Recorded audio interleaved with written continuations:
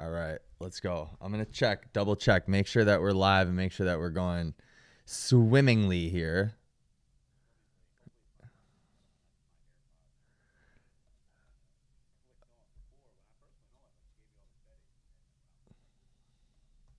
What kind of mic are you using?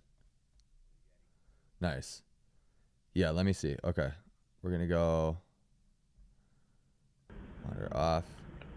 There we go. All right, so hopefully. I think I probably hit this one. Yeah, there we go. Oh, there we go. Yeah, it should be the right one. Yeah, let me see. Okay. We're gonna go. Let's see. I just want to make sure that it's. Yeah, dude. All right, cool. We're live. We good? Oh, Hell God. yeah. Copyright issue wow. right there. Right. We can't be listening to country on a hip hop show. Oh, right? Man. What a debate right there. Yeah. What do you think about country music? I like it. Like I grew up with like my family just playing music in the house. You know, I'm originally from Chicago, Illinois, and my grandmom and all my roots are from Louisiana. Okay. So like I grew up with a lot of different music. So I mean, if it's good country, then I'll listen to it. I'll listen to whatever. Like 10 years ago or whatever, when Sam Hunt was really popping, like the "Body Like a Back Road" song. Oh, Yeah. I used to rock to that all the time. Yeah, you know? dude. Wait, you're a Midwest boy? I am. I moved out to Pennsylvania like pretty young, like right around the time of 9/11. So like I grew up out here. I would consider myself definitely a Philly person, but like I'm from the Midwest. Okay, what took you out to Philly from the Midwest? My mom was moving out here. The classic story you see on every '90s TV show, wanted to give her kids a better life. You know. Okay, yeah. Yeah. I feel that. All right, so what's up, everybody? Welcome back to another live. I was just live like, I don't know, an hour ago, 2 hours ago. I saw that. Yeah, dude. My goal right now is to go live minimum one time per day, Instagram and YouTube, but then try to do it twice a day. And I don't care Hell when yeah. it is or how it is, but I don't know if you can see I have the subscriber counter up on the screen too. I want to hit 1K subs by the end of November, so that's why I'm going to try to go super hard at it. Yeah, dude. I can't see it on my end. How many you got right now? We're at 432. Oh, you got some traction. Yeah. We're on YouTube 432, and then I want to hit 1,000 followers on Instagram too. Instagram, dude, I don't get Instagram whatsoever, dude. Played out now. It's moving on to the next thing. And to be honest, I feel like followers don't even really matter on Instagram. They don't. It's just kind of like how much influence you can actually have from the followers you do have, you know? For sure. Like it's I started looking at the insights within the past like 6 months to try to do a little bit more on there, like get some of the message out more. And I mean the likes are cool, but like if you get 1,000 likes, right, 500 likes or however many, it doesn't matter if you don't get any like actual traction in there, like comments and stuff like that, you know, or reshares. Yeah, for sure. Do you work with any companies yet? No, and like I've been thinking about it. I just started paying for a thing to get you like deeper insights. I forget what the name of it is, but like looking on it, like my posts do well. Like I don't get a ton of likes. Like all my stuff is like actual people, you know, Okay. like commenting on it, conversations happening in there. Like so, I try to post stuff like that. Like go the good old like ground roots route. Okay. Yeah. Do you have sponsors yet? Nah, like what's crazy is that like I would be the sponsor, you know, Yeah. like because I have a brand, I have a podcast, and like a training team, so like Sure. I'd be the one that would sponsor stuff. I've had different like coupons, codes, and sponsorships and stuff like that, or like causes that I've been behind and promoted on the podcast before, but yeah, no big brands, you know, because Yeah. there's 200, 2,000 weightlifting companies out there, you know. Bro, it's crazy. Yeah, it's crazy Yeah. how many brands and how many like opportunity. The only reason why I ask is because we work with like a few, and one of the companies, I don't want to like put it out there who it was or just for like numbers reasons, right? But one of the companies that we do work with, we were put on the list of like highest conversion, and we have way less than a bunch of the people that they have, way less followers and all that. And Yeah. so and not that we converted like 1,000 people or anything like that. It wasn't even like a crazy number. But then looking at the people with a much larger following, they didn't convert as much as us. That's why I'm saying like the follower count, I don't think really matters. It's more so like how many people buy into what you're doing. Yeah. So you have real people that like believe in what you say and like, you know, interact with you, and that's what that's all about. Right. Absolutely. Yeah. All right, dude. So we're going to talk about today how hip hop influences culture. I Let's don't know go. why the YouTube title isn't right, but there we go. Fixed it. Fixed it. All right, dude. There's like a million ways that we could take this. Give me your take on hip hop, the current state of hip hop right now, and let's compare it to. So what I believe is that there was a shift around like 2014, the SoundCloud era, and I don't know how much do you pay attention to that type of hip hop? Like the backpack era. That's when I was. Yeah. That's 4 years after I graduated high school. That's like the prime. Like No Hands from Waka, but also like Wale had music out and stuff like that. You know. Yep. So do you pay attention to like, or did you pay attention to SoundCloud era with like Lil Pump and XXXTentacion, all those guys? I did not. My SoundCloud era and stuff like that I knew about was like the Drake era, like Okay. like him putting out music on there, and then like or him having a song out already, and then putting out like a verse with Wayne on there, or like putting out the music that might pop up on the album. You know, like that was my introduction to SoundCloud. I came from like Dat Piff era. You know. Yeah. Dude, Dat Piff, I remember that. That was Yeah. so. Dude, I remember you'd have to like you go on, you like torrent the songs and you put them down on a disc and shit, dude. Oh my God! Yeah, speaking of like moving out here, like we moved out here, right? And then my mom sets us up, nice place. We go to good schools and stuff like that. Yep. Here, me and my brother are like the first computer that we got ruining it because we're downloading all the Lil Wayne mixtapes, the G Unit mixtapes, all that stuff. Geez, great times, but these kids today have no idea how committed you had to be to listen to music back in the day. Dude, no idea. It was Crazy. the Wild West. Now you just have it at your fingertips and you can find any artist that's about to pop off, right? Right. I think one really quick, easy thing to talk about how hip hop influences culture is, you remember the Soulja Boy era, right? And it wasn't even Soulja Boy. It was what are the dudes? Frick, dude, it's gonna White Tee, the Franchise Boys. Yeah, the Franchise Boys. All right, so I remember way back then, it was the white tees, and then it was the Sean John jeans, right? Or it was like the Jinko jeans. And then South Pole. Exactly, dude. The only thing that people were wearing was that shit and then fitted caps. And then as you go on further down the years or whatever, then you kind of get the white boy era of like hip hop, right? With the Mac Millers and then MGKs and shit like that, right? Yeah. And I gotta be super upfront. I'm almost not a fan of any white rappers ever. Oh, let's dive into that later. Yeah, we can dive into that later. The only ones that I was a fan of, I can say that I'm kind of an Eminem fan. I'm actually a big fan of his newest album that he put out. I can respect that he is one of the greatest rappers of all time, but I'm just not a big fan of his music collection, you know? Yeah.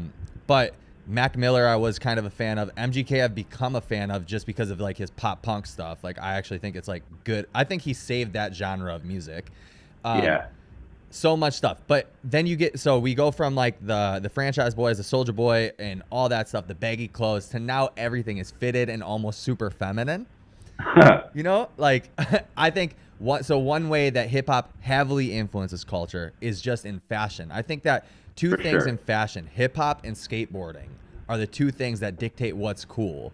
Yeah. What do you think 100%. about that? Dude, I mean, like, so I graduated from high school in 2010, right? And like 2011, right here. So same era, like, and I went to school in the suburbs of like Philadelphia suburbs, and like in middle school we were like not me as much, but like the vibe was definitely like punk rock kids. Like I think Tony Hawk's Pro Skater 1 had just come out, like whatever the first video game was. So like transitioned into high school in 9th grade, it quickly went from like I was probably wearing the baggy clothes like through a lot of high school, but a lot of the kids there were wearing like the tight ripped jeans with like the skater look, you know, like those sideways old Bieber haircuts, but like the scene kind of kids, you know. And then by the time, and like, you know, maybe smoking cigarettes and stuff like that, and then 9th grade comes around, and that same crowd, I could envision it, they went from there to, not a lot of them went to like the Soulja Boy look, like that was definitely like the black kids and stuff like that, they went that route. but Yeah. most of them went like the backpacker route with like the polos, the double polos, or like a small tight polo on the top with like a Yeah. t-shirt underneath it. That's what the vibe went to. And they also transitioned from just like maybe drinking cigarettes to like drugs, like heavily Real came in. drugs. Yeah, real Yeah. drugs, because like not just the rock kids, the punk kids, but also the rap trends went from like the motivational messages of the '90s and like the drug dealers of the '90s to like we do drugs now. You know, Yeah. the big music for me when I was in high school was Lil Wayne, and he had a Hmm. song called "I Feel Like Dying" that influenced all those people that you were talking about, all the SoundCloud kids. And like the first time I ever heard about lean, I never knew what a Percocet was before I heard a Lil Wayne song, you know. And like Yeah. I love Wayne, my favorite rapper ever, but that definitely put all those drugs in my mind, you know. Yeah, so same actually, because I had a friend who was like heavily addicted to morphine, being a Ooh, being a kid, and so when I was younger, yeah, it was a lot of like Hispanic rappers, but then like Lil Wayne, and then Future was kind of making his way like into the scene a very little bit, but I had a buddy barely, yeah, who was addicted to morphine, and it was mostly like influenced by Lil Wayne's music yeah. because he was like basically the person that was starting to talk about like actual drug use before everyone else did. Right. Like we would all walk around at 15, 16 with like double cups, talk about we're sipping syrup. You know, it's like, Yeah. dog, you got promethazine because you or your mom or your cousin or someone has a cold. They gave this to you, and now you're friggin' drinking it in the high school hallways. I knew a kid that got suspended for chugging Robitussin. I'm Yeah. like, dog, you're out of your mind, and it's They would because of call it that. robo You know? tripping back in the day. Exactly. Well, I Yeah. haven't heard that phrase in over 2 decades, probably, but that's exactly what it was. Yeah, dude. One of my buddies ended up taking like doing the same thing, taking a pint of Robitussin or whatever, and he ended up naked on a tree in his front yard, just like Oh my just god. sleeping, dude, just asleep. It was crazy. But I think, yeah, that's another really good a good point that hip hop. I think it does a million really good things for culture, but there's a couple For things sure. that it hasn't done obviously too well with, which is like I think the music of the past, right? Like early 2000s, even 90s music, and like we can talk about Biggie and Pac and all these people too. Is like it was more motivational messages of like how to get out of the mess that you're in, right? How to get out of the hood or Right. getting out of the hood, why it's like good and stuff, and living large, all this stuff. And then eventually it kind of slowly diverged back into like don't like get too far from your roots and like kind of get back to drugs and like let's go back to this. My opinion on that is that at first it wasn't created by design. I'm kind of like a conspiracy nut type of guy, right? But like I think Same. that like Lil Wayne was definitely expressing his truth and like his art form, right? He was talking about the things that he was doing and the things that he was going through. But I think slowly over time it eventually became so much that like the labels and the powers that be at the labels were like, "Hey, talk more about this," because 100. we're starting to see that people are really identifying with rap music and with culture. Which, by the way, give me your take on why you think people identify so heavy with hip hop. But they're like, you know, people are identifying with this. The more that people are actually like living the way that you live, the more that they'll buy the records, the more that they'll go to the shows, all these different things. Like I think by design, it was made to be that way. Why do you think 100%. that why do you think that hip hop does have so much influence in culture? I think that and what I'm going to say, I think that it's developed over time, but back to what you said about like the overseers getting involved and being like let's push this, right? So the bigger corporations get involved and they see that like, all right, we could make archetypes or however you pronounce the word, you know, different Yeah. models of what rappers should look like. Or this is the conscious rapper, this is who's like lyrical, this is like the drug dealer, blah blah blah. And they're like, all right, well, this person is drug dealer from the hood, from the streets. They made that into a caricature, and like most people in like society, like America, Middle America specifically, Yeah. where there's not a lot around, they don't see stuff like that. They may do drugs, they may get high, they may drink, they may party or whatever, but it's not like what it looks like when like Lil Wayne was talking about it back in the day. You know, I Right. mean, even now with like the party songs, pick up like pick up any Future song, you know, that's out right now. Like Mhm. you can see that on the screen and hear it as it comes through, and you're like, oh wow, that seems so fun. Like we could push that. Like being from the area, like I'm from 20 minutes outside of Philly, so like I had access to stuff. But in these countries like that are west of Chicago and east of California, there's not a lot around there. So people don't realize that when we're in these bigger cities, like down the East Coast, down the West Coast, that these people that are hearing this are like, wow, life is really like this, and then we can follow along, we can caricature this, and then even as people are being harmed by it, like in the real world, as long as the dollars keep going towards it, the corporations are going to keep pushing that. They're like, all right, let's create more of those, like everything right now is like sell a lifestyle. So like, okay, we can keep selling that lifestyle because there always will be someone that buys into it, Yeah, absolutely, dude. I think it's like it's weird because what the places that you're talking about is like where I'm from, right? So like I'm right outside of Milwaukee, Wisconsin, and like it's interesting to see that so many of the kids in the suburbs out here like want to be part of the streets, or like they want to act like they're part of the streets, and it's obviously because of the culture that they're sold via the mainstream media and like rap music and other things, right? Because everything rap music is so influential that everything kind of falls in line in that fashion, the way people act, culture, cars, everything, right? Rappers are like rappers are it. That's what everybody aspires to be like, right? But it's interesting. Look at Snoop at the Olympics right now, right? Like he's a super old rapper, but just look at that, Yeah, exactly. Yeah.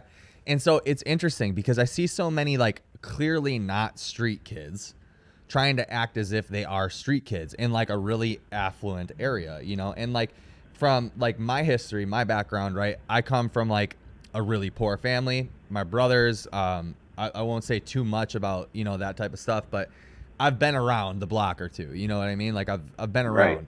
And so it's interesting because it's like the people who are actually involved in the streets and like in the lifestyle that rap music talks about, like they don't want to be in the freaking streets, bro.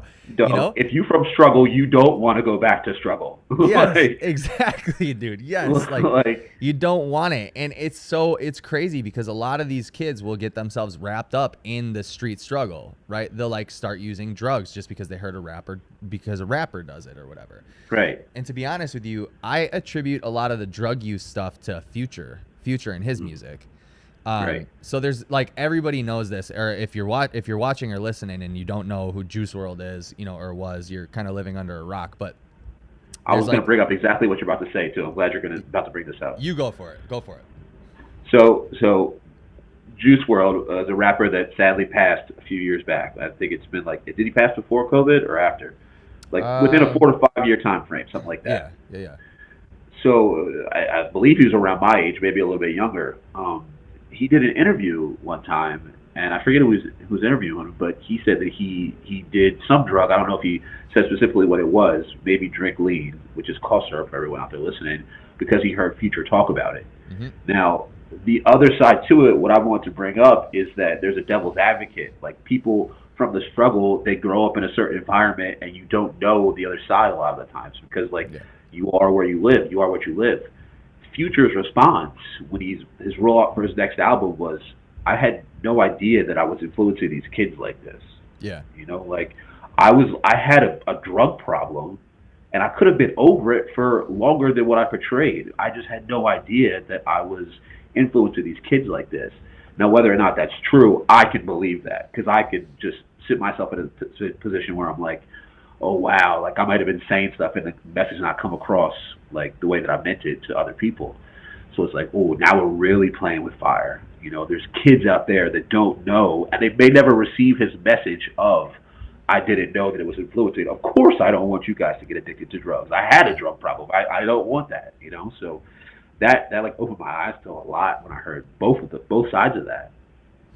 Yeah, and it's crazy because, again, if we do the like powers that be or the corporation thing, right? What happened? Well, first off, I wanna try to remember what the backpack days were, dude. What were those two kids called? They made that dance. Do you remember? Which dance? Dude, it was so long ago. It was probably when I was. You're a jerk. Yeah. Oh man, what a vibe. Who were they again? I forgot their names. They Oh fell off man. so fast. I'm sorry if they hear this. I'm sorry. I don't remember who you were, but I know exactly who you're talking about. New Boys. Something New like that, Boys, maybe? I think so. Let me just double check. Let me double check. New Boys. You're That's what we're gonna a go with. jerk. Yeah, New Boys. That's who it is. Hell yeah. Dude. They fell off so quick, dude. All right, so I feel like the line of stuff kind of goes like this. It's like the Lil Wayne era, Paul Wall, and like all those guys, right? Like Paul Wall was big back then. Who else was big? It was Soulja had his time when I was in high school, and he still thinks that he's relevant today. It was Lil Wayne, Kanye in the very early days, of course, like Jay-Z. Mike like Jones. before Lil Wayne, and like at the same time, you had Nelly, Ludacris, and they were like rapping about that. They were just rapping about. Just rapping, Yeah. like about their life. They weren't putting like a negative or like a super positive message out. They Mhm. were just rapping, and then it went to the Lil Wayne era, where it's like, all right, now we got drugs and all that stuff. Right. And then I would call like Kanye, and that's the birth of like your backpack rappers, like Yeah. who got like a message. Wale, Drake, Big Sean come a couple years after that. Oh, dude, Wale. I forgot about Wale. Right. Nike boots. Oh my God. That was great, dude. I Still forgot got my about that. Nike boots. What a vibe. Yeah, dude, it was so good. I think Wale has one of the best albums ever, and the album about nothing. He's got freaking Jerry Seinfeld on it. Like, Really?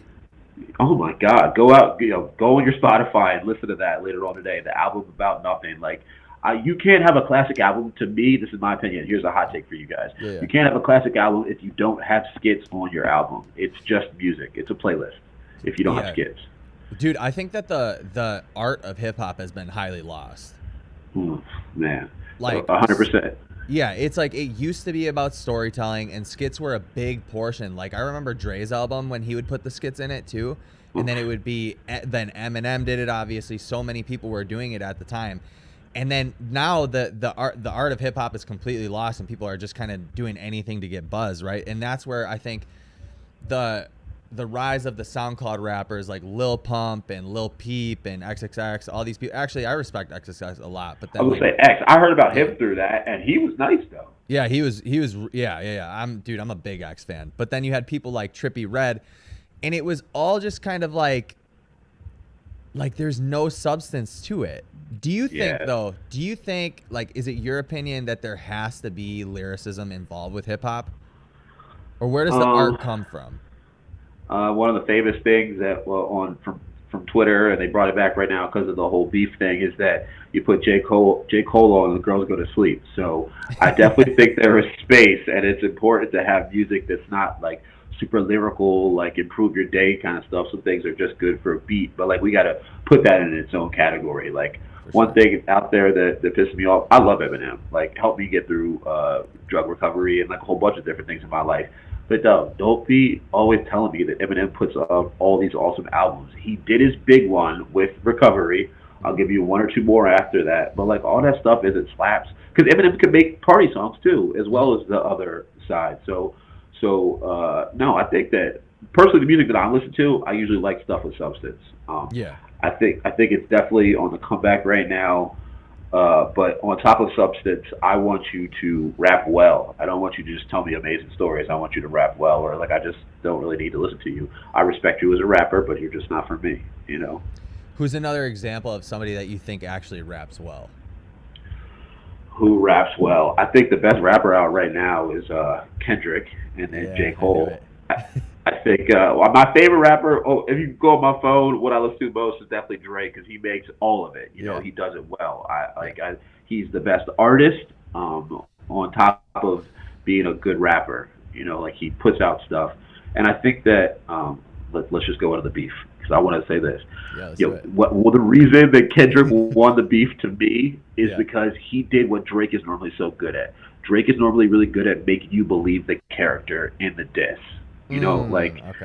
He's doing like the emphasis on the words. He's all these different things. It's like, I believe you. I believe the stuff you're saying. And on Not Like Us, Kendrick just did that so well. Like the bars weren't amazing all the time, but like I felt it. I was like, you really don't like this light skinned guy. You really got beef with him. Drake usually does that so well. and I thought he did it well on Beat the Grams or whatever, but then Kendrick just came back and dropped the bomb. So Yeah, like that's why I think that hip hop's important to me. I think that so with as far as the beef goes, dude, I like have such a hard time giving the W to Kendrick. And like, dude, I don't know. I like Kendrick because I like West Coast music. I'm more of a fan actually of the East Coast. Like I'm big on Pop Smoke and all those guys. But like I don't know, dude. There was just something about like listening, like with you said the line about like put J. Cole on and the chicks will fall asleep. There was only one song, dude, that Kendrick dropped that I was like, oh, this is nice. The rest of them I was just like, this. I get it. Like lyrically, Kendrick is miles ahead, miles Yeah. ahead. But I think that it's like an all-encompassing thing, right? Like it's got to be like he put the lyrics together, he put the flow together, he like captivated the people. And to be honest with you, whenever I like talk to people about like why Kendrick won, they only ever have like one song to reference, and then they're like, it's just good because did you hear the diss? I'm like, yeah, and I get that Drake has ghostwriters. I'm like, but did you hear all the shit that Drake said to him? I'm like, Yo, you believe the character yeah, when Drake comes on. exactly. Like that album. If you're reading this, it's too late. Yeah. That they said he had all the ghostwriters on. That it all exploded from. Whatever. I heard the reference track. When that comes on, I don't believe energy. I don't believe 100 bands from the Right. dude that wrote the reference track. When Drake come on, you believe that. Like it rings through, and part of that could be production, but that's a part of it. You and your collaborators like have a way to share a story. I thought J. Cole he crushed it when he told Kendrick like your first shit was classic, your last shit was a dud, but they gassed it. I was like, Yeah. oh, those are the bars to me that really would have won. I was sad that J. Cole hopped out, but I feel you. Like I used to be the dude that used to tell people, oh, you gotta listen to Kendrick, you gotta listen to this whole thing. He's talking about this, he's talking about that, like A, B, C, D, 1 + 1 = 2. And one day my brother was like, dog, I'm not trying to do all that to hear a good song. Yeah. Like, Yeah. I feel you. Yeah. Like, it's like a Marvel movie. You don't want to have to watch 7 different shows to know what's going on in this song. So I feel that. That's how I feel about The Office when people tell me that it's a good show. I'm like, dog, if you got to explain the joke to me, it's not funny, Come on, dude. The Office too? No, The Office is good, dude. I think yeah, Kendrick is obviously one of the best to do it, I think, of all time. I think definitely top 10 rappers for sure. I'm super upset that J. Cole didn't stay in the dogfight, dude. I think it was weak as hell for him to leave the dogfight because he came out with a slapper of a diss track, and then he just popped out. He just left. You want to know what I'm mad at? Why in the world this man call it 7-minute drill and rap for 4.5 minutes? Yeah, that's so funny. So fucking pissed at that. And the beat switches at the end. I was so mad at home when I put those things together. I'm like, J. Cole, you better put out the best album ever when you come back out. Yeah. But I think he could. I think he will. So he's slowly releasing music. Like it always comes. Like there's never an announcement. It always just comes randomly, dude. Yeah. Yo, so I have a question for you, and I think this will put us on a track of like really influence for music, right? Yeah. What was the first album? It doesn't have to be hip hop that you ever bought with your own money. Oh, damn. First album I ever bought with my own money. Usher Confessions. Ooh, man, the first one? That was the first one I ever bought, yeah. Ooh, hell yeah. I remember walking into Best Buy and spending the $15 or whatever it was. Yeah, I remember that still. What was yours?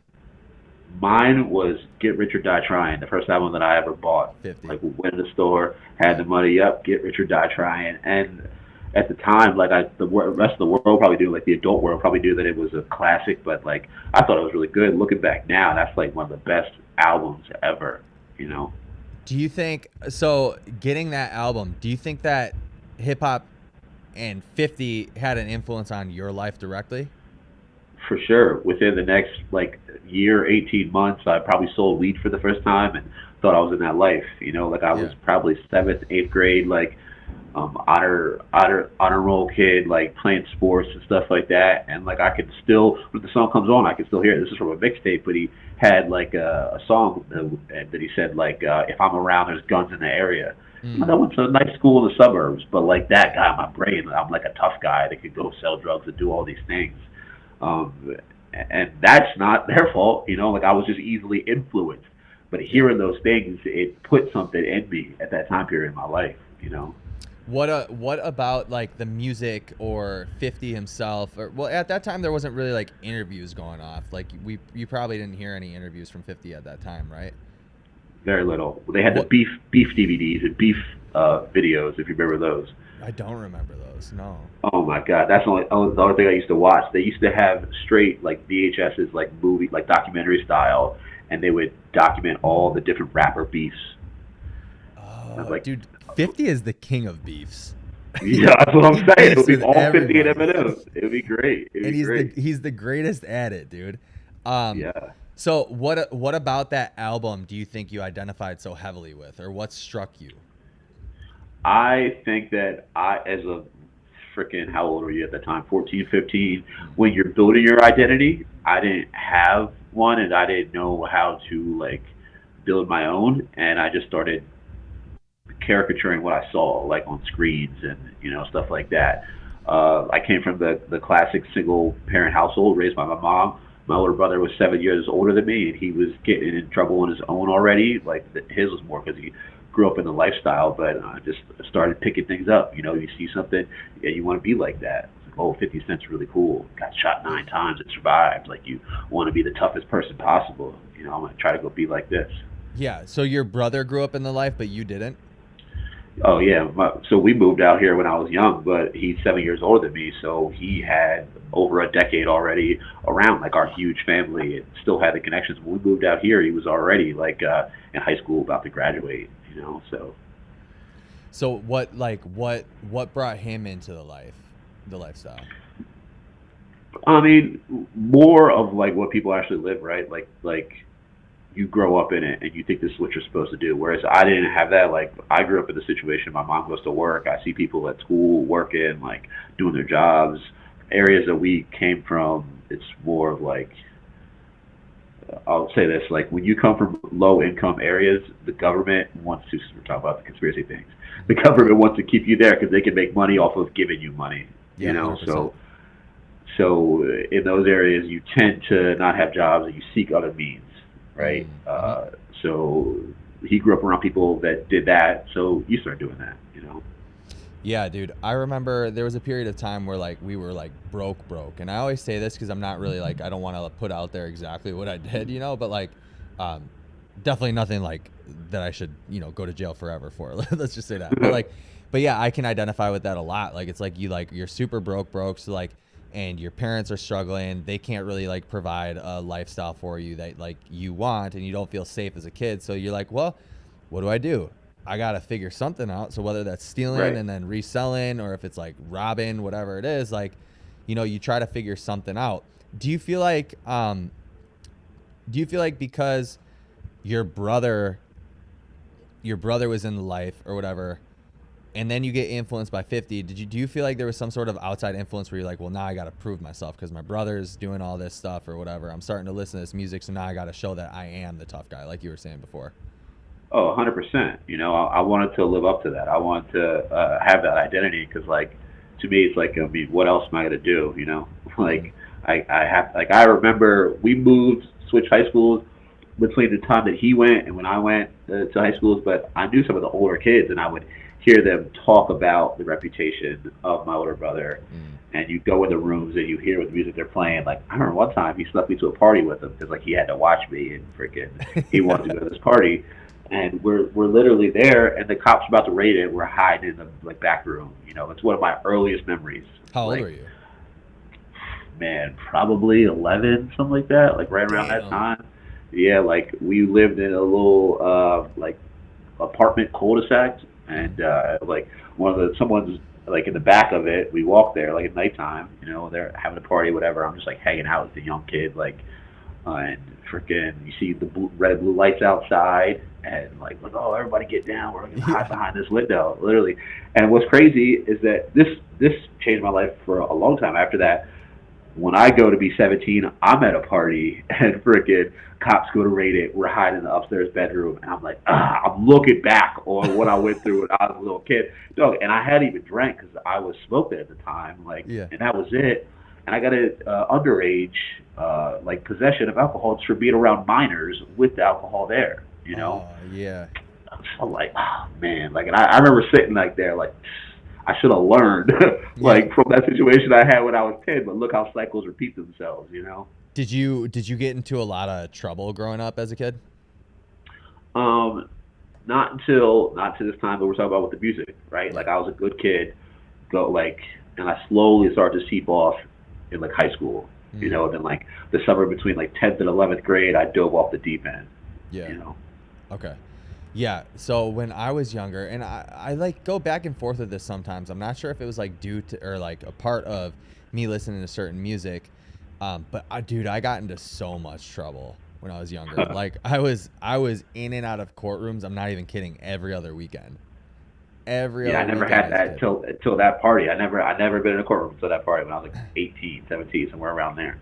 That's crazy, dude. Yeah, I don't think I don't know if it has anything to do with music, because like at that time I think I was getting more into like metal and stuff like that, the Scene Kid era, like you were talking about before. And yeah, so I'm not really sure about that. But what other ways do you think that hip hop heavily influences culture?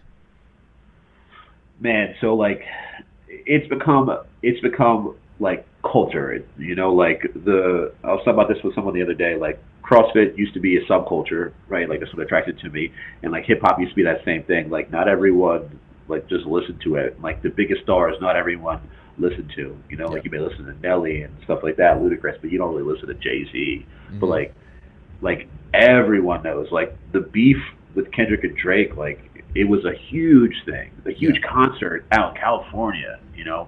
So I think it's influenced, like you were talking about dating earlier, right? Like a lot of stuff like slang words and just like vernacular originates in music and like is based around things that are going to happen in a year. So you might go out on a date, and if you're like really hip, you know, you will know all these things. And if your partner can't talk to you about it, you're like lost on it. Like I've seen people like literally they go out on like a blind date, they match on an app, right? And they meet up with someone, and this person is so detached from like the life that they don't even know what to talk about, you know. And how people can have such different thought processes on that, you know. Like it's in hip hop and everything. What's up? That's one of the coaches here. Peace out, Foos. I mean, look at freaking Meg Thee Stallion, and who else was that? Kamala's the DNC. You know, like Meg Thee Stallion was at the DNC. Yeah, dog. When they were announcing Kamala, and I was like, "This is trash." Someone that loves hip hop was like, "This is absolute trash. This is the last thing I want to see up there."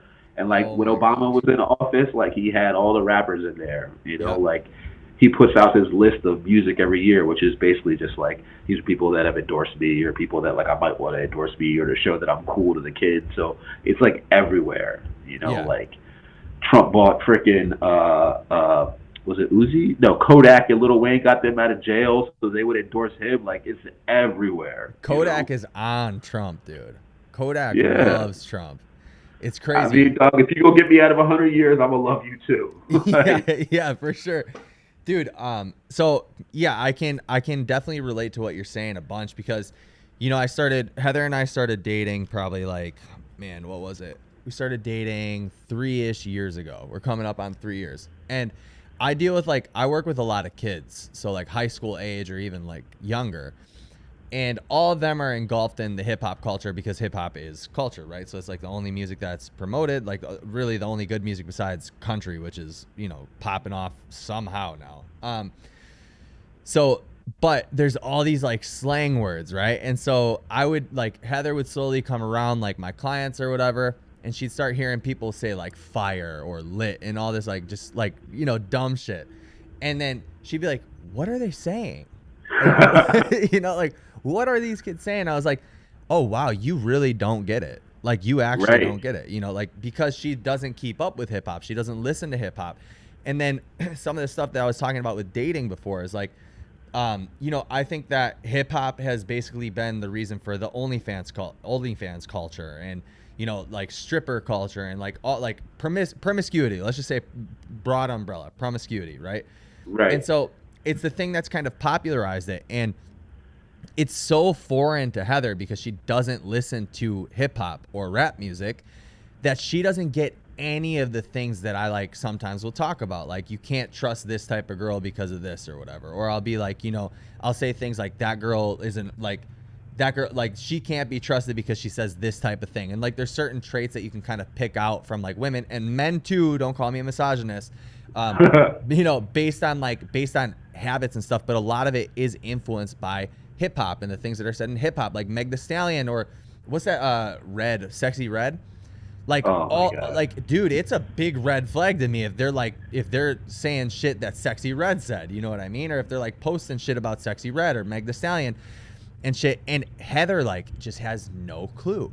And she'll even say sometimes, she's like, you have this weird perspective on women. I'm like, no, dude, they're quoting a Sexy Red line. Like, that's not a good person for my homie to link up with, you know, unless he just wants to hit it and quit it really fast. There's nothing else. There's no utility there, you know? Yeah.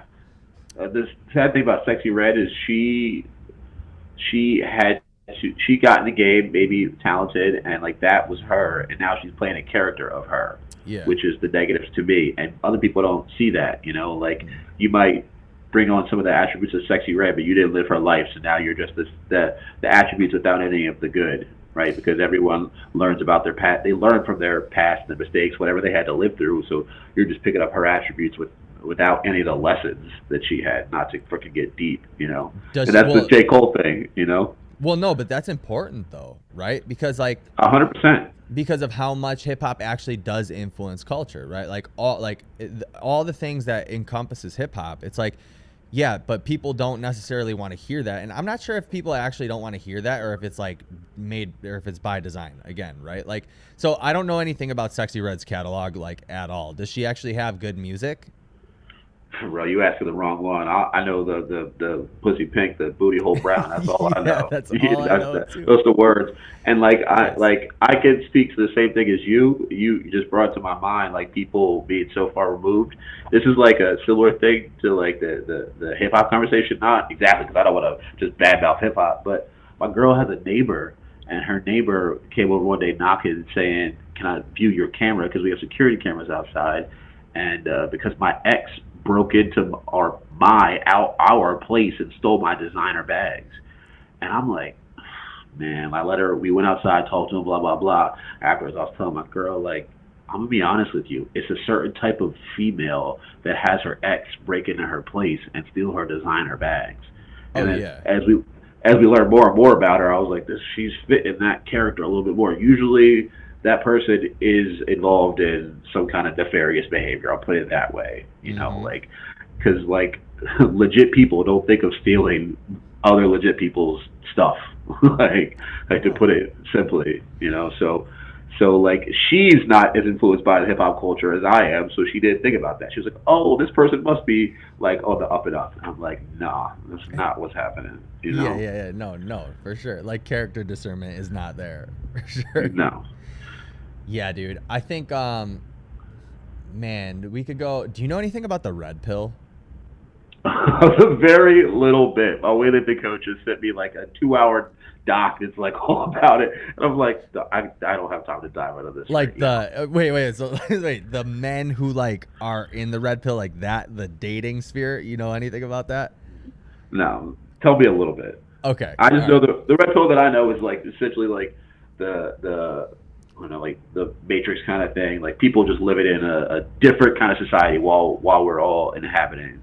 Break it down to me. All right, so I'm gonna break it down a little bit and then try to tie it into hip hop, right? So the red pill is like basically this community of dudes who, in my opinion, like you've never heard of like Men Go Their Own Way, like MGTOW or something like that.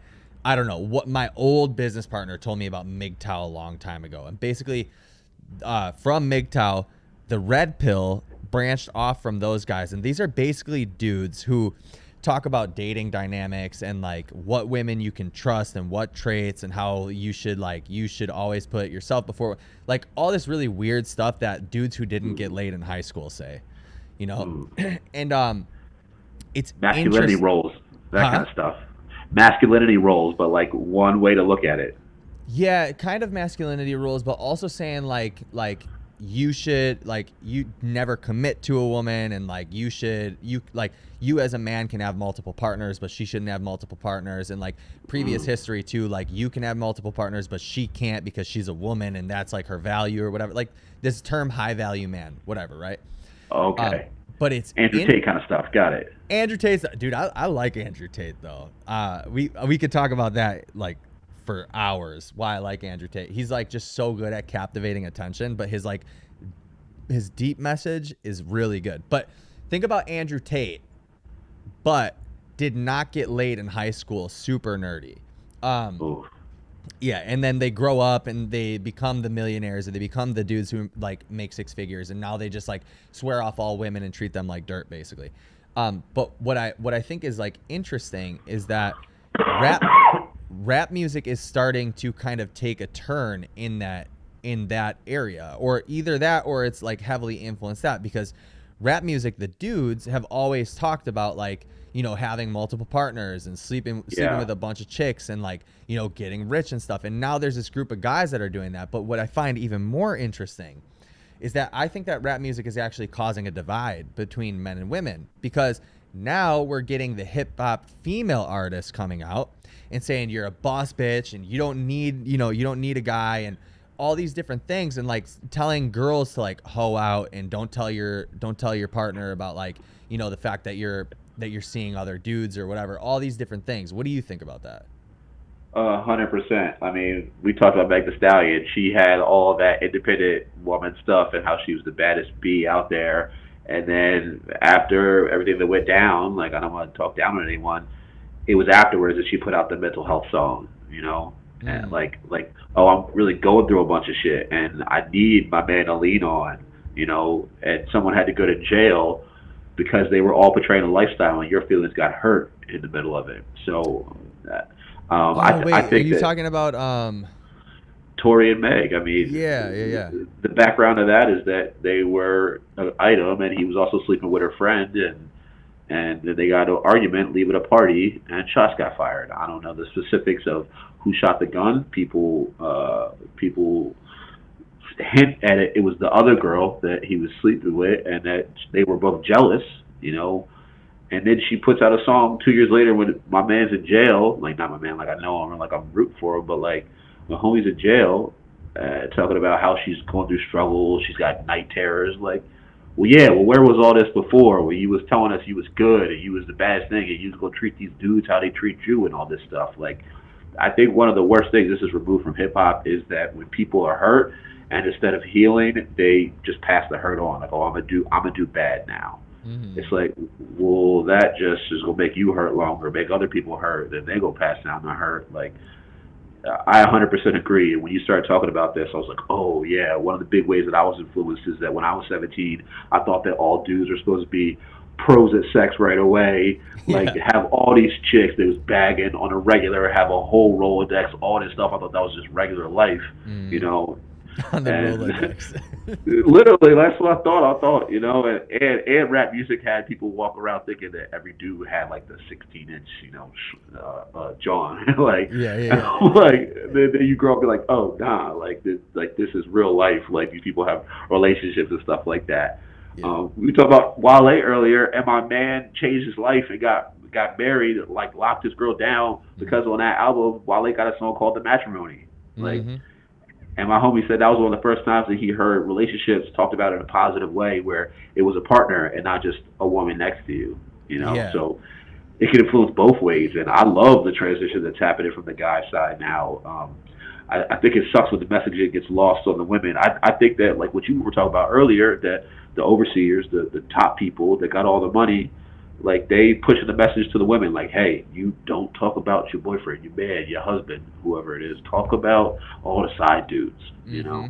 Yeah. Which sucks. Well, I don't think that that's very far removed from hip hop at all. Yeah, I think that that's like like even like Lil Durk, he put out that song Aha, you know, and it was Yeah. about like the people who killed King Von and then getting them hit after that. So like you said, like kind of hurt people, right? And then the messaging is in hip hop too, to do that same thing. If somebody hurts you, you take your revenge on them. And I agree Right. with you. Yeah, I think that yeah, the powers that be, I think ultimately what they're trying to do, because the voice that hip hop has, is that they are trying to like separate men and women for that exact reason that you were just saying, right? It's like talk about all the side dudes, and then because they hear like women here, and like everybody is like highly influenced for sure. Like a lot of people just don't have high IQ. They're not like, you know, they're not like looking at it as like it's just a story. They don't actually do this shit. You know, Meg Thee Stallion Right. had a boyfriend or whatever for a majority of the time that she was talking all this shit. You know what I mean? Right. Right? It's Meg Thee Stallion. Yeah. She had a boyfriend, whatever. And so yeah, it's funny because yeah, top down, now you see all these girls like posting stuff like that, right? And then they go out to the clubs, they're twerking, they're doing all this like crazy shit, which, you know, when you're a single dude, you probably don't mind too much. But then Right. when you get involved with a girl, and then you realize like the music that they listen to is even influencing them, and you know, other way around too, like guys and girls, when you realize that the music that they listen to like has an actual influence on probably the way that they live their life, and it like, dude, it makes so many things so complicated. You know, Uh-huh. like, because I don't know if you've ever been in that boat where you're like you you're dating somebody and you're like, oh my god, dude, like, is anything they're saying true? And I think top down, that comes from culture and hip hop and what the messaging is. Uh-huh. I dated a young girl five years ago, something like that. She was like 5 years younger than me. I was like in my mid-20s. She was in her earlies, and she was super influenced by music, you know, and didn't realize that this stuff wasn't real, like, Yeah. and would be crazy about it. And even now, my girlfriend, like, she's super responsible. I mean, like, she moved here from overseas and lived here for like 10 years by herself and is responsible and all that stuff. But right before, she says this now, like, when I slid in her DMs and like asked her out for the first time, she's like, I was planning to have a hot girl summer, you know, and like she'll still make a joke now, like, I want to have a hot girl summer, but you come pick me up afterwards and stuff like that. Like, and she listens to rap, but like not super crazy, but that has moved on to her, you know, Yeah. and like the thing about King Von, right? Like that phrase, like, who wants smoke, that Mhm. comes from like that means like killing people and stuff like that. Yeah. And the CrossFit Games Instagram posted like who wants smoke or all the smoke, something like that a few weeks ago. And I was like looking at it like, do they know what this means? No. That's crazy. And one of the clearest things that we can look at, Young Thug on trial, I think he's going to come home in the next 2 months. But one of the ways they got that RICO to go forward for federal charges was by using his lyrics as evidence. Mhm. Like, they changed federal law so that could be a thing now. Yeah. So like the people that aren't realizing it, that it's fake sometimes. It could be some of it's real, but that it's supposed to be like a movie, supposed to be entertainment. Yeah. They're just gonna double down on it now. Like, oh, this is super real life. You know, the government is using this as testimony. It's like, oh man, we're in a dark space. You know. Do you think that the majority of hip hop artists are capping, or do you think it's real? In today's world, 90% cap, 10% real. Yeah. And the 10% that's real is doing the scariest shit ever, you know? Yeah, dude, I agree. Like King Von, there's literally documentaries on him being basically like a serial killer. A You know? demon, yes. Yeah, an actual like real life demon. Yeah, there's Right. documentaries on that, but then you get like a bunch of rappers too that they get punked on the street or whatever, and they just know that that's the music that's going to actually pop off and catch attention. Why do you think that like violence captivates people so much, or the drug dealing captivates people so much? We're American, so we like just go get them stuff. And then part two, because people love to be entertained by lives they're not living. Yeah. The people that are buying all this violent music and media are the people that are living the most non-violent lives at home, you know. So this is what it is. They love to like, oh, look at this person, one of those kind of things, because everything's about creating classes. Like, okay, like I want to look at the people. I may be in the low middle tier, but there's someone that's in the low tier, and watching them makes me feel better. Yeah. You know. Yeah, totally. I think it's like partially the drama aspect too, for sure. You know, it's like 100%. they got to latch onto something because they're super bored. I have this theory that you see a lot of like drug abuse in like not just low income, right, but also like high income areas. Right. So like in the area that I'm in, I won't put it out there, but the area that I'm in, like heroin use is like somehow a big thing, you know, or it was for a Right. while. And it's like I have this theory that like middle America, like the affluent areas, they're so unexposed to what real life is, and so they listen to music and they're cosplaying, and because they're bored, they like drugs are like the closest thing that they can get to having some sort of like excitement, so they get into drug use. That's what all these kids are doing, cosplay. Yeah. Blue haired, freaking tattoos on their face. They cosplay and everything that they saw growing up. You know, they want to be like these people. Yeah, for sure.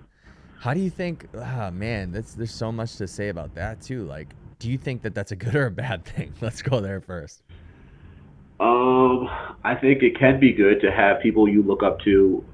So I'll tell you, like, what one of my big like morals is. I won't be like super religious or anything, but one of the Ten Commandments, right, is like don't make false idols. And I hate idol culture, and I think that it's rampant everywhere in CrossFit and hip hop, where people like see someone and they're like put them on a pedestal that person could do no wrong. Mm-hmm.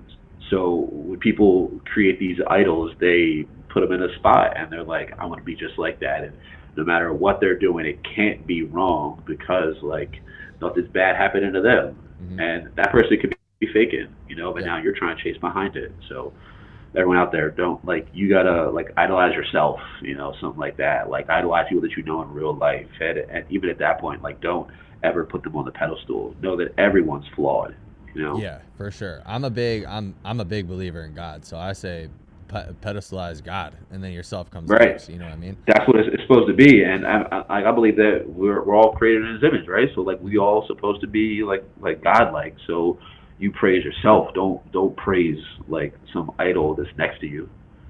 Yeah, dude, I do think that's really weird, especially like dudes, like for other dudes. I'm like, you know, like, one of my friends, we were at the CrossFit Games, and he goes, is it just me, or do you think it's weird grown men going and getting autographs from other grown men? And I was like, no, that's freaking weird, dude. That's super Yo, weird.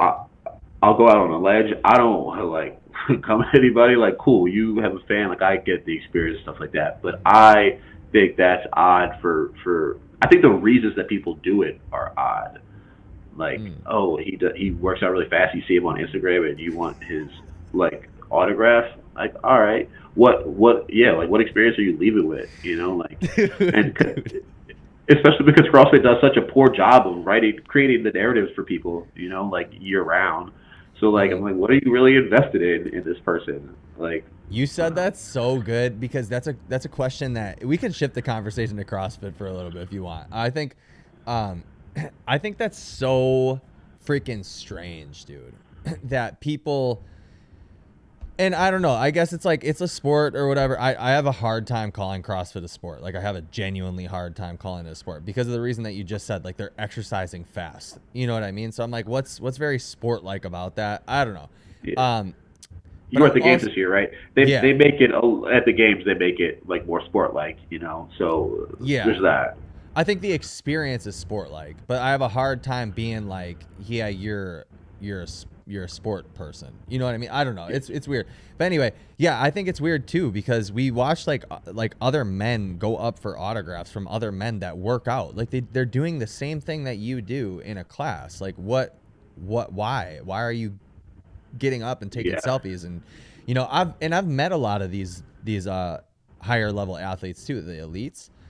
And they're like super normal dudes. Like there's nothing really, I don't want to say this because everybody's special in their own way, but there's nothing like super unique.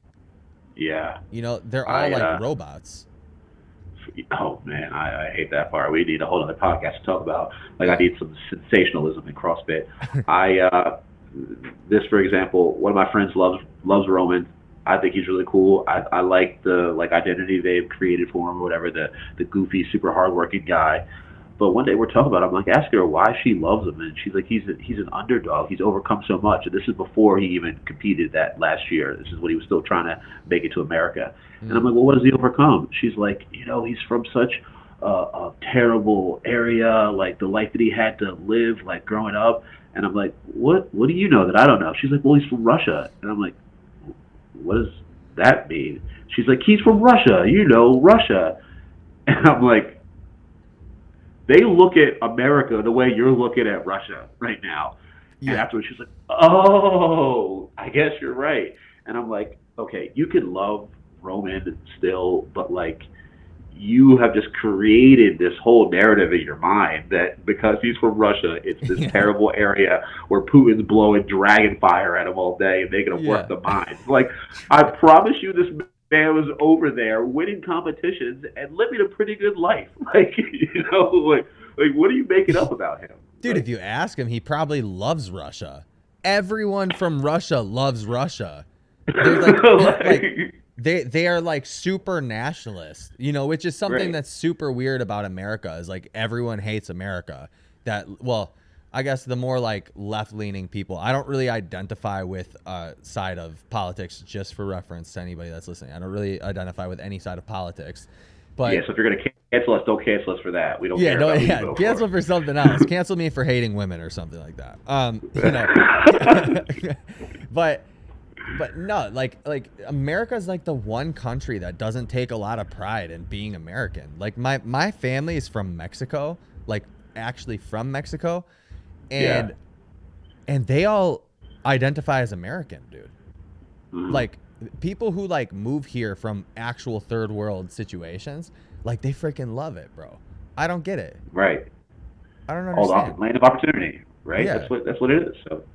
Yeah, well, the thing that I don't get mostly is like these idiots, dude. And it's, to be honest with you, I always say this, but it's always like some corny ass white dude or some corny ass white liberal chick, with their hair painted whatever color and they identify as their or whatever it is, and then they're like, I hate America, blah blah blah. I'm like, dude, you're so stupid. Like so many people across the world would just trade spots with you, like if given the opportunity. I'm like, yeah, there's a lot of shit that we get wrong, for sure. Every country has that, though. And there's a lot of shit that we get right, and every country has that as well, I think the way I look at it is the grass is always greener, so we're looking at this other place and like, all right, like that place is crappy because, that's not us, and then they'll look at us the same way. And both people have their thing, Mm-hmm. People that are just like, America does have things to work on, but so does everywhere. Yeah, exactly. Put it like that. I don't think there's any like great land out there, like this amazing perfect place anymore. And I also don't think there's some third world countries and stuff, but there's most places are like you're gonna get the same lifestyle everywhere. Yeah, well, and to be honest with you, like a lot of other countries have way more crime. A lot of other countries have way more racism. A lot of other countries have way more drug problems. Like, it's like, yeah, America, like, again, like you said, like, yeah, we have a lot of problems, but it's definitely better than most places on earth. I don't know. It's crazy. It's absolutely crazy. Vindicate on YouTube said Al Gore and Tipper Gore can be thanked for helping hip hop explode to the mainstream. 100%. You think so? Explain this. Al Gore was a part of the late 80s and 90s of pushing those drug laws, Oh, yeah. Uh-huh. Okay. Tell Vindicate to tell you some more about that. That and was it not Clinton? Reaganomics, that did all that you're talking about earlier. There's, I forget, one of those sensational, like, conservative dudes on the internet is always talking about, like, the real truth right now in America is that in these Democrat mostly cities, they have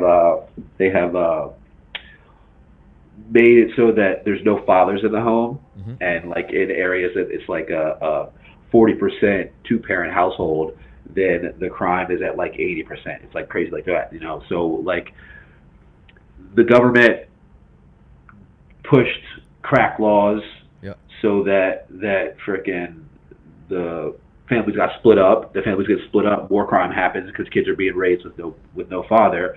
I mean, that is the truth. You know, Yeah. like whether people out there know it or not, like that's just what it is. Like these cities that like, hey man, New York has like no gun laws. So does Chicago, and those are some of the worst areas that with gun violence.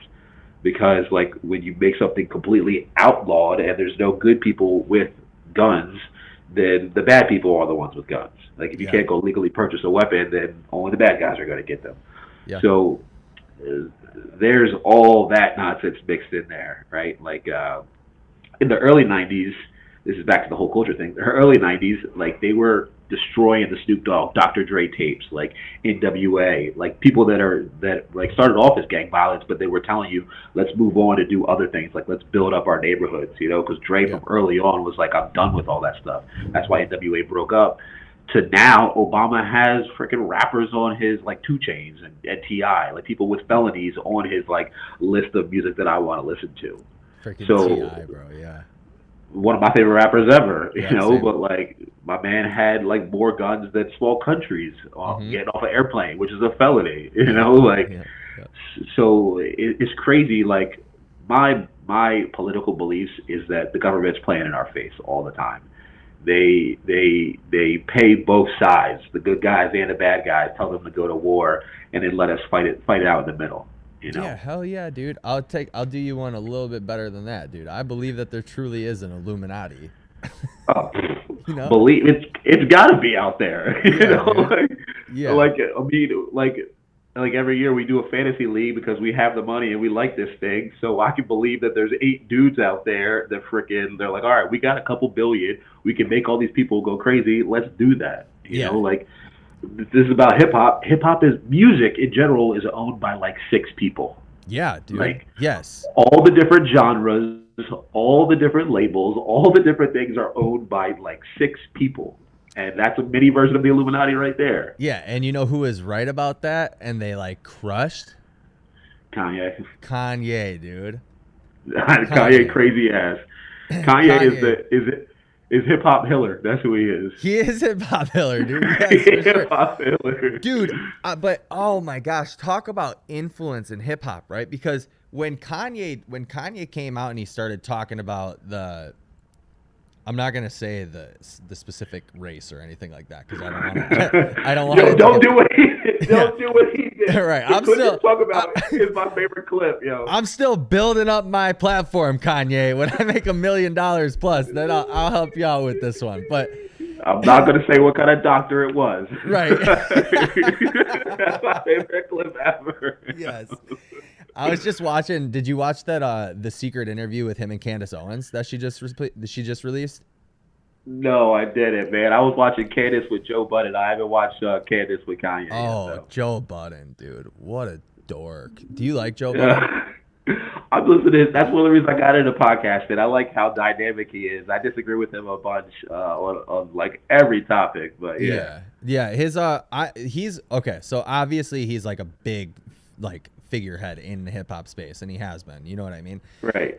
He helped shape the culture, I think. You know, but yeah, there's a lot of shit that he says that I'm just like, dude, this is such a whack take. You're just doing this just to piss people off. I know you are. You know what I mean? Yeah. But anyway, Candace Owens did she did an interview in 2022 with Kanye that she never released, and she finally just released it after getting let off of the whatever Ben Shapiro's platform. Mm.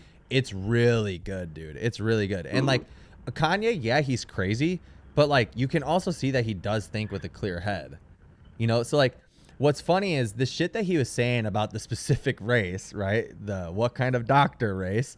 Yeah. The shit that he was saying is true. And there's like actually books written, and Candace, I think it's from this interview, but she gives out the book. Like all of Hollywood was created by these people. And like, it's like, I don't know if it's necessarily a conspiracy because they are that, race or whatever, if it just tends to be that they're more higher IQ, but like people got pissed that he was saying that those people own everything. It's like, wouldn't that be something that you'd be like proud of? And like, Here. why is it so? I have a take for you. If you're American, you should believe that putting all the power over something in a one man's hands is bad. Yeah, I Okay, agree. Yeah. and Kanye was saying that, and everyone vilified him. Mm-hmm. Like it's happening in CrossFit right now. Like, and people get emotional about those takes. Mm-hmm. I'll say it again, if you're American, you should believe that if you put all the power over something in one man's hands, that it's bad. That's what our nation is built on. That's what Yeah. democracy is. You know, Yep. so everyone should have say in things. Or no, that's dumb because people are stupid. People are stupid. Yeah. I was gonna correct you on that one. People are Yeah, no, stupid. people are stupid, and especially in groups, people are stupid. Yeah. People should have representation in things. They should have. Most people should have voice. Not everyone. I don't think everyone should have a voice. Go ahead, cancel me for that one. I'll Yeah. take that Yeah. cancellation. You should have to take an IQ test first. Yeah. Yeah. Something. You know. Yeah. Yeah, I mean, I think that's Shout true. out to Kanye. Yeah. Valentino Curisa says, "What's up, guys? Do you know who that is?" Valentino Teresa. I think I know her through Aaliyah Miller, and that's it. But no, I don't know who you are. Shout out to you, Valentino. Yeah. Shout out to you. Thanks for popping in. Thanks for hanging out. Hold on, I just did something to the screen. Yeah. Okay. So let's go back to this notion of the single fatherhood thing and the crack epidemic, because I'm super, dude. I tell people this all the time. So one thing that I think, obviously hip hop is like a black culture thing, right? It comes from black culture, and when people talk about like there's no, give me your take on this. People say there's no disadvantage that like black people have compared to white or Mexican or whatever, right? And I'm like, ooh, dude, that's a tricky one, because although I think that everybody has choice to be able to succeed and do all these things, some people are still operating from the echoes of the crack epidemic, and I think that's trickling on and on and on, right? And then something that I do think that like continues the cycle and perpetuates it is how hip hop is structured. Mm-hmm. What do you think about that? I think yes. I think now it's changing. I think that proportionally, maybe people of color and minorities are at a disadvantage because the system is set up for the majority, like whatever they look like, right? And until it changes to being people of color, then it's always going to be set up for the minority. That's just how anything works, right? Like when you write a competition, you program for the best, and then the rest of the people are just going to fall wherever they fall. Mm-hmm. I think it's changing. Like when I was growing up, the only way that I knew black people were successful was playing basketball or some kind of sport, rapping, or like being J. a drug Cole dealer. has a line about that. Yeah, exactly.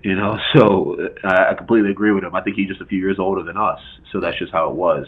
Now you grow up, and like the visibility has changed also, right? So that means that other black people are putting more black people on screens and showing you what it could look like for you to do other things.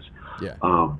I think that the fatherless thing and splitting up homes really changed everything. Yeah. Because like I have a lot of friends. Right, for everyone, not just anyone. Because like I just learned about running businesses, like small shops and stuff like that, like 15 years ago. Whereas like a lot of my friends grew up with their dad, like being a plumber and like having their own place, like or doing like junk removal, like anything where they went to work every day, but they owned it and they passed it down to whatever their lineage was, like. And that's a big part of like America, like, hey, I'm going to build this now, and then 2 generations from now, like my grandkids are going to be crushing it. Maybe not me, but them. Yeah. The reason that colored people were proportionally at a disadvantage in today's world is because we were just getting the rights to do that in like the 50s, like to be able to go own shops, not just in black neighborhoods, but in other places. I mean, desegregation was, and this is a take that one of my other friends share, that desegregation was actually one of the worst things for colored people because you divided the money up, right? Like if 6 of you live in a neighborhood, one of you is a dry cleaner, one of you is the grocer, one of you cleans the cars, the house, and stuff like that, then you just spend your time paying the other 3 people, right? And your dollar never leaves your town. But if you have to go in and someone else from outside the community runs all of the wealth, all of the commerce in your town, but they don't actually live there, that your dollar's always going out of your town, right? So it breaks it up like that. You're saying I like think gentrification? gentrification is another thing, but desegregation when black people could go to school and live in the same neighborhoods as Yeah. everyone else, right? Like when, Yep. when that stuff happened, that devalues your dollar. But I think that in today's world, most people are on a level playing field. Yeah. You know, I think that's just how it is. Like everyone has access to so much information that if you want to, you can go figure out how to go do stuff and then put your time and effort in and land somewhere, like even if it's just one step better than where you are right now. What normally happens with low income people of any race is this: they just don't know what to go look for. Yeah, You so know? that's something that I was just gonna say, because even with like even Hispanics, right? If like the only things that they're exposed to within their like low incomes, like what's it called? Neighborhoods, the community, barrio. neighborhood, community. Yeah. If the only thing they're exposed to is like peso, you know, the rapper, like that's the only That's thing what that you they're live. gonna like strive to be. Facts, and I think that transcends race. You Yeah. know, like that's just what it is. I think that most people are on a level playing field right now. Of course, there's going to be people out there that want to keep specific groups lower and subservient in whatever it is, because it goes back to the classism thing. But I think, and where I try to live is like, yo, the people that are in the middle, we're in this. We're people above us and below us. Like we don't need to fight up or down. You Yeah. know, if we stay together, then we could rise all the ships. You know, and that goes back to what we were talking about earlier with the Illuminati, and then like, okay, if I just keep playing these people against each other, then we'll be good. You Yeah, know, for sure. Do you think? All right, this might be a really conspiratorial take. let's go. Yeah, let's go. Do you think there was a specific reason why they tried to, in low income areas, get rid of the father? Yeah. I mean, And dad actually, teach let's tie it lessons. into that. Do you think that hip hop helps the single mother case or worsens it? So, first question, then second. The first one, dads give consequences. You know, just in general roles. Dads are usually the one that give you the consequences when you do stuff. When you make mistakes, they're the ones yelling at you and keeping it real with you. Mom might be a little bit nicer to you, and that everywhere it might be a little bit different, but that's just normally how it goes. So, like, I grew up without a lot of consequences. My mom would yell at me and tell me like I was going to ruin my life and stuff, but then she had to go work and be the provider, so Yep. she was Same. gone. But dad wasn't there to do that. And then taking it to the future, when I went to go get clean and went out to Chicago, I saw my dad for the first time in 10 years, something like that. This is the last time I saw him. He gave me good advice. Then I couldn't handle it, you know, because Yep. I was emotional. Yep. But he was like, when I went out there, I was 3 days removed from doing drugs, right? Like, had like no money to my name, like, oh, and any money that it was drug money, right? And like, Yeah. had no direction of going in. Got in the car, he talked to me, he gives me $100, and then he's like, what are you gonna do with yourself? And I told him like some dream that you have, right? And he's like, oh no, what you need to do is go get this job, like go to this school. Like he was what do they call people that like embalm people that work at funeral homes, That do what? that work at funeral homes and stuff like that, and dress the Oh. bodies, Yeah. whatever that is. I know That's what what you're talking about. Yeah. that's what he was. But like, that's a trade. It's a stable job, right? They always go to funeral homes. He was like, all right, you go to this school, you go learn how to do this, you go start interning here, you go get this job, and you go have the job for the next 20 years. And I'm like sitting there like all emotional, like, because I never had someone to give me like real advice and consequences before. Like, nah, man, I'm gonna go chase this dream. I'm gonna go be a rapper. I'm gonna go be a movie, something like this. You know, Yeah. like I'm gonna go take the hardest path possible instead of having a tough 2 years, boring 2 years, to have a stable job for the next 20. You Right. know, like. Yeah. I never had that in my life, to have someone tell me like a real consequence and real advice that like may not sound great. Yeah. So I reacted in that way. But like looking back now, I'm like, damn, like I'm about to go do all these things, which will take a lot of effort. You know, 10 years removed from there. If I listened to them then, I'd be chilling right now. I'll go Yeah. work my 40 or 50 hours a week, but be able to go home and have great vacation, all this stuff. You know, Yeah. so you look back and like, man, I responded emotionally, but like he was giving me real advice. You know. Yeah, it's tough because I feel like, yeah, my mom would give me real talk about. So I basically grew up in a single mother home too, because my dad was just like never around. There was times that he would just like disappear or whatever for like months or a year at a time. And so yeah, my mom was basically the only one that was around. And when my dad was around, he was kind of like, I don't want to like be super mean to him or anything like that, but it was like kind of feminine, you know what I mean, in the way that he like handled things. And so like my mom would give me real talk about certain things like dating, like chicks. My mom was like, if you want to talk about like red pill, like not a fan of women, my mom is that woman, you know what I mean? She's like, she basically was like, don't trust these hoes, you know, that type of thing. Right. But other stuff, yeah, she was not a disciplinary. She couldn't handle me like even if she wanted to type thing, you know. How much do you think that actually impacts somebody growing up, right? Because I had the same, like I now I realize as I got older, because I came from like a single mom household basically, like I realized that for the majority of my adult life, I acted as a very emotional man. Like very in tune with femininity, like, you know, and like as I got older, I started to realize, oh, the dealings that I have with people aren't how they should be. Like stoicism is maybe something that I should like learn to practice. I need to learn how to control my emotions, because my emotions get me into trouble. Like I'd get into fights and stuff, and like that gets you into trouble. That's being an emotional man. And I think that really comes from having a single mom. I mean, no shade to any of the single moms out there. Y'all do great, and respect and love to you. Yeah, 100%. I mean, same. You know, like I just told you about how I was reacting emotionally, and it took me a while to go learn these things, and I had to go be around other men and be uncomfortable and learn how to be comfortable. Like, oh, okay, this is how I can react. Like, not even like this is how I should. This is how I can react. This is what I can choose to do. This. You know. So yeah, I think that it's been back to your other question. It's been a poor influence from hip hop, because it's been like a glorified single mother thing, and this is the way. Something I hate is that when someone says to me, "This is the way things are," and then they feel like it justifies it. I see that a lot, in especially what we're talking about right now. Like, oh yeah, single mom, like raised a kid, and like they're doing their best. Blah blah blah. No, it shouldn't have to be like that. You should be able to have a representation for your kids, not just your son, but your son's what we're talking about. Like someone they could like look up to and like have trust in, I think is the biggest thing. You know, like I didn't trust my dad and what he was saying to me, so I couldn't take the advice then. I had just the emotional side blocking me from the good advice, you know.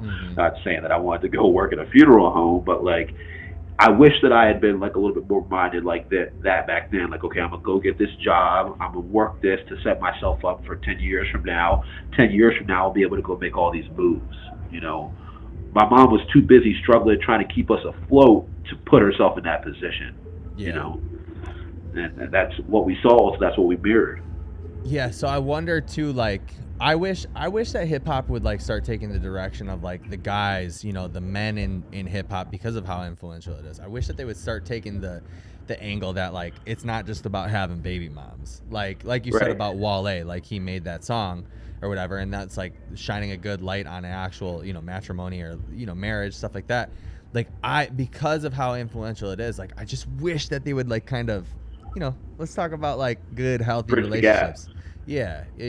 There is some out there, like man, Jadakiss, like dog, his family, like amazing, yo. Like I mean, if you out there listening, and you know anything about Jadakiss, the Lox, you know what they were like back in the '90s and 2000s. Now Jadakiss has a 3-generational coffee venture with his dad and his son. Coffee? Yeah, like they sell and produce coffee. His dad grew up working in like I don't even know what they call them, coffee, not shops, but like where they produce and manufacture the coffee beans, and then like ship them all out and pack them. And he grew up when his kids are older. He's like, man, I've been doing this my whole life. I know a lot about coffee beans. I'm gonna go find the best beans out there, manufacture, ship, and then sit it off, and I'm gonna put it in my name, right? That's like, dope. Yeah. And like hearing that story, he was on the Joe Budden podcast where he told that story. I was like hearing, I'm like, damn, that sounds mad cool. Like if I could have a son, name him the same thing as me, he take over my business, then he have a kid, blah blah blah, keep passing it down. Like those are the things that in the low income areas we never thought about. We think about women and money and shit like that. Like not thinking about, okay, this is in my name, one day it'll be in my son's name. You know? Yeah, for sure. Yeah, well, hey, dude, you're still young, so you have a lot of time. Right, and that's what I'm saying. Like, I was able to like realize it later on, but like, dog, imagine if I was 21 thinking about like, all right, 10 years from now, I can work this job and it'll set me up for this, and that'll put me in position to do that. You know, Yeah. like that's what my dad was trying to tell me. But since I never had a strong man in my life, I couldn't Yeah. receive that information without just looking at it from an emotional standpoint. You know, like Was the shift like getting the advice from your dad, or were there other male figures that you went to look to for I guess guidance? so I got clean, spent about a little bit over a year out in Chicago. I came home and like my plan was like, all right, I'm gonna go work out, get in shape, like and like start getting my life together. That's the first thing I knew. And so I joined a Planet Fitness, and then Mm. I was there for about a week. I got a job working overnights at Walmart because I swallowed my pride. I'm like, I'm gonna go do this, get myself together. I started taking the advice a little bit, right? Hmm. And I go to Planet Fitness at like 6 o'clock one day. I see this big black dude in there, like, and like I'm like, oh damn, he husky, he putting in work right now. Yeah. And then I go to overnight at Walmart that same night. My first day, I walk in and same dude sitting at the table in the back room, like before work. You cut out. No. You cut out, dude.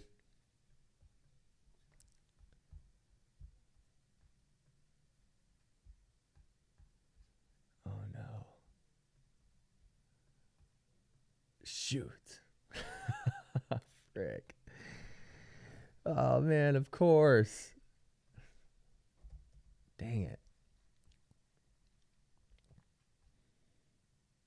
Let's see where he's at.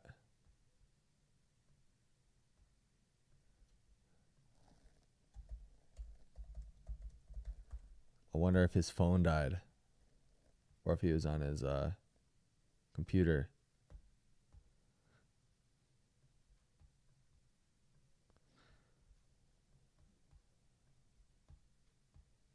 Shoot.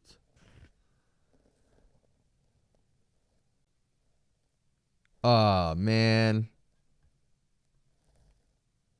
No, dude. Ah. Let's see if he rejoins. I'm going to give him a couple seconds.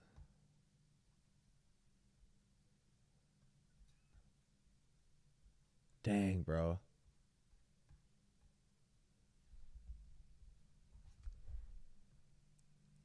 I'm not going to end the stream quite yet.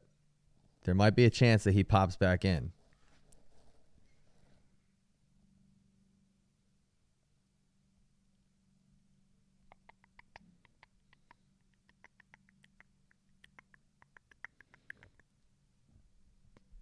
There we go. All right. Oh, there we go. Why did it just cut out? That's crazy. Dude, I don't. It happened I'm to like right in the Joe middle too. of telling. That's great. I'm like right in the middle of telling this story. So I walk in, homeboy's at the table right there, and I'm like, I mean, like, it's like a fate thing, you know? Like Yeah. we're supposed to be like my man. We're supposed to like get close, develop a relationship, and we were on like kind of the same wavelength of like changing our lives, and together we helped each other along with like some other male friends that we had just become more masculine and responsible. I would say, like if anything, you know, like we held each other accountable. Like he was the person that would. I was girl crazy when I was that age, like 22. Like I was the dude that was always trying to mess with girls at work and stuff like that. And I would stop my work production to go talk to girls, and he would clown me for it. That was one of the first dudes in my adult life that would be like, his work ethic was important to him, and he respected other people that worked hard. So we became close because I worked hard, even at that station in life. Yep. And he would check me when I was falling off for some nonsense. So just compounding variations of that helped me to grow like as a man, you know. Yeah, dude. I think that there's like a weird thing that a lot of guys go through, and that is a lot of dudes. This is gonna sound kind of foul. Okay, are you ready for this? A lot of dudes kind of never get over this hump in life, and Yeah. I think because you said girl crazy, right? And we've all been there. We've all been there. But one of the things that like a lot of dudes never get out of is that consistent chase for pussy. And like it's the only thing that they can think about. And I say this so much, dude. Like I know grown men who like the only thing that they have on their mind is pussy.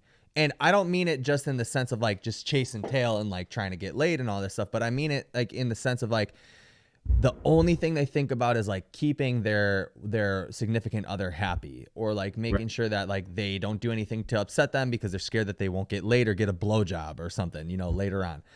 And my response all the time is like, bro, do you not understand that one of the things that's going to get you the woman that you want, or the most important thing that's going to get you that woman, or get you in a scenario with the right person that you want to be with and get you that blowjob and get you consistent sex and all these things, is being the best man that you can be, Right. and proving that you are of value enough to deserve somebody, and showing somebody that like, hey, I'm so comfortable with myself. You're either jumping on ship. You're either going to jump on board or you're hopping off ship. Right. You know? And so how did you learn that? Trial and error, man. Like Yeah. when I was on bullshit, that's what I attracted, you know, and that's what you say. And like, my girl now asked me, like, do you think that we would have ended up together, like, if I met you back then? And it's one of those, like, would you love me if I was a worm kind of questions, you know? Yeah, But I'm like, nah, I don't think so, because like I had to focus on the right things in order to attract you, you Yeah. know. You got your life together, and I don't think you'd be with me if I was just like bumbling through and had no drive, had no, if I wasn't able to hold myself accountable, you know. I think that's what the biggest thing that I've learned in like growing in my manliness and my masculine. It's like, yo, when you're an adult, man, if like, yeah, it's good to have people like my boy and like your dad in your life, but when you're a man, like if you don't check yourself, then like most people just gonna let you go. Like, all right, cool. Like, Yeah, if it don't affect them, they just go let you go crash and burn. So Yeah. it took a while. It was just a process of trial and error because I didn't have that role in my life growing up. And we talked about my brother, and I don't want to put things on him. He was probably supposed to be that role, but we had different dads, and his dad passed away when we were young, you know? So, like, that affected him. He was chasing ghosts for a lot of his life, Yeah. and that's why he had his problems. So, yes, while you're supposed to be maybe a role model, then, like, you go through your own thing, you know? So we had it again. And his dad was one of the ones that was actually in our lives. Like, he was a present father for more than just my brother, you know? So, like, the operation failed with him, but they still took him from us. Yeah. Yeah, dude. Yeah. I think that's super important. And the fact that you like were able to find other dudes to kind of like latch onto too that held you accountable is like really big too. Cause nowadays, and like, dude, I remember I had I call this like my personal growth trajectory, right? Like it was like 4 years ago or something that I really realized I'm like, damn, I had that corny ass talk in the mirror for real. Like, you're not doing all the things that you said that you wanted to do. You're not like achieving your goals, or like you're achieving your goals, but it's slower than you'd like. What's holding you back? And basically I came to the conclusion, like, it's you, like it's myself, right? Like look yourself in the mirror and be like, call yourself on your bullshit, whatever. But then I realized that like, it's not only that, it's the fact that like, you're okay with having like, I don't want to say this cause it sounds bad, but like, you're okay with hanging around like mediocre people, and mediocre people are going to drag you down too. Like I still have some, obviously my best friends, right? Like my best friend, Ricky, he's not a mediocre person. And then there's like other people around, you know, still, but obviously like the people that you hang out with on the weekends, like they're just your good time friends. They don't give a shit about you. Like they're not going to hold you accountable. They're not going to tell you the truth.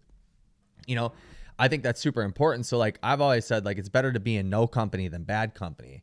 Because nowadays people don't want to keep it a buck with you. They don't want to tell you the truth. They don't want to tell you, like, they're not chasing out anything magnificent or like audacious, you know, and crazy and shit. So like, why would they help you do that? They can't even see it for themselves. Right. Man, I feel like you were just talking about that recently in a post or a podcast or something. Because like I'm like, speaking about men that influence you, like, man, I listen to you and hear you talk about it. I'm like, damn, like you're right. Like it's on me why I am where I am right now. You know, like we talked about that on the phone the other day. Like I recently got fired from my job, and I'm like, 5 years ago, 10 years ago, me would have been like, oh, it's their fault, blah blah blah. But now people ask me about it. I'm like, yo, but this is what I was doing at the time period, and I wasn't Yeah. like really in the space. I wasn't leading like I should have. If I had been firing like really, really A+ game on all my stuff, then there would have been no way you could let me go. You know, like Yeah. so it's changed my inner monologue to like, all right, like what role did you play in it? You know, like Yeah, because if dude. you are always giving the blame to other people, then don't try to take the success. You know, Right. like that's one of my big mantras. Like, yo, if I'm gonna go lay 50% of the blame, 70%, whatever of the blame, then I got to give that person that much of the success also. Hell You know, yeah. I want the success to stay with me. Yeah. That's why the blame is staying with me too. If I wasn't operating at 100% capacity on this thing, if I wasn't doing what I'm supposed to be doing, then that was me. Yeah. You might have played a role in it, but like I can't let you just be the influencer be because then I'm beholden to what you're doing. You know? Right. Yeah, that's a really good take. And you know, like a lot of times when I'm like putting out these messages on Instagram or YouTube or whatever, it's because I'm talking to myself. Right. You know, Right. like I don't like a lot of people like I think it's interesting because a lot of people be like, "What have you done?" or "Who are you?" or whatever. It's like, bro, I'm talking to myself, and I know Right. if I think that way, and if you think this way, other people think that way.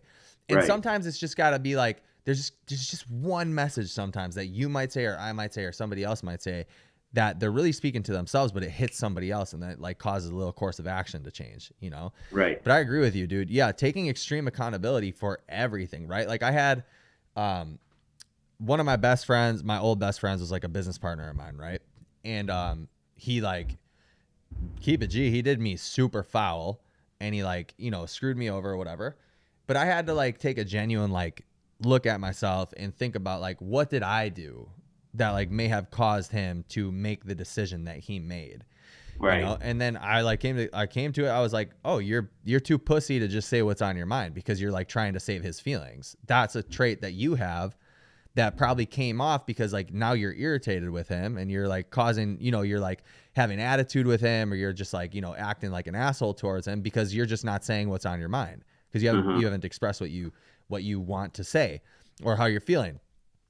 And then it's like it's conversations like that with yourself or like the extreme accountability and thinking about those things that like make you make action that makes change that actually forms your life, you know? Right.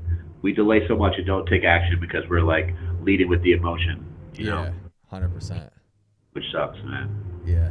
But it's a constant battle, dude. Well, hey, I appreciate you for coming on, dude. We should do this again sometime. Hell yeah, dude. I love having some good like mental health and men's talk, man. Like, Yeah. I feel like right now so much is in like the way of everyone tries to make things so dramatic. What's the word for it? Like so far leaning to one side or the other. Like, hey, if you're trying to work on your manliness, then you must be anti-woman. You know, it's like Yeah. Yeah. no. Me focusing on me being a better man has helped me to love my girl and the other women in my life so much more. You know, like Yes. help me to support her, like and be there for her, like. And we don't like believe in like roles of like you do this and you do this, you know, in relationships. But still, like one of the things I'm proudest of is like, yo, she says like I make her feel like safe and comfortable, you know, to always be her. And that's like, wrap it up, I'm good, success. Yeah. So, like, there's so much more I want to do, but like, that's like one of the things that I probably couldn't even have verbalized before that I want out of a relationship, you know, until I'm in this position. Well, that's it's interesting that you say like that you don't like you don't believe in roles or whatever in relationships or whatever, but it's like by you working on yourself, you serve your purpose and you do serve your inherent role as the man in your relationship, right? So like that's all females want, bro, is to feel safe. That's all they want. You know, like if you ask women what they want out of men, if it has anything to do with finances or like they want somebody who can protect them, like it's always comes down to the same like animalistic trait to feel safe. Right. You know, and for dudes, it's basically like, I just don't want you to be a pain in my ass. You know what I'm saying? Like bring me peace and joy. I think both sides, like for safety for women, so they don't get triggered out there, it's like not safety, meaning that if you're with me, someone's not going to come mug us because No. safety in the sense of security for Yes. both sides, Yeah. right? And like for men, for me, I'll speak for is that like you share things with me that I know a side of you that other people probably don't know. You know, Yes. like Yeah. I know what you think the future looks like before other people do, Mhm. and then from the other side, a lot of it is like similar things, and even more so like you're not portraying this to me and then portraying this to other people in like a negative way. You Oh know, yeah, dude. like security in what we say is what we say. You Yeah. know, Yeah, let's leave with this. The worst thing that I have witnessed a woman do and men do is talk badly about their partner when they're not around. Oof, man, That gets rid of the safety and the security on both ends that you're just yeah. talking about. And so yeah, I agree with you, dude. Yeah. That's why a lot of the worst partner out there for most people is a liar. You know, Yeah, 100%. someone that's spinning all these narratives, man. But Yeah, yeah, dude. bro, this is great, man. Love these combos. Heck yeah, dude. We'll have to schedule something else. If you're free next week, let me know, but I appreciate you hopping on with me, man. Hell yeah, we'll wrap again. All right, dude. Cool. It was good talking to you. All right, brother. All right, Peace bro. out. Peace.